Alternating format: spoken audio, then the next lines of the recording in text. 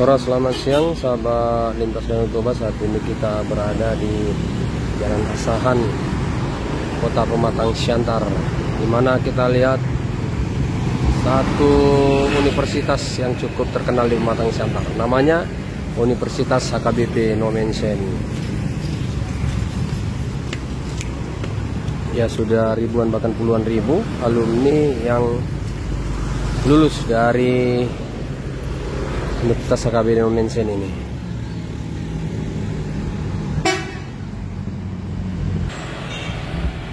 Jadi Universitas HKBP Nomensen ini memiliki beberapa jurusan, termasuk pendidikan sekolah dasar, bahasa Indonesia, bahasa Inggris, bahasa Jerman, kewarganegaraan, ekonomi, matematika, fisika, kimia, biologi, dan IPA.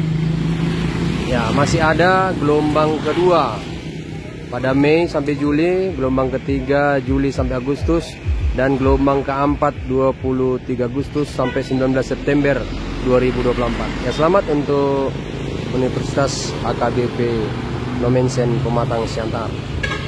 Teruslah mendidik generasi bangsa, khususnya mendidik para guru untuk memajukan bangsa. Dari Jalan Asahan, Universitas HKBP Tagor Setuang melaporkan. Horas.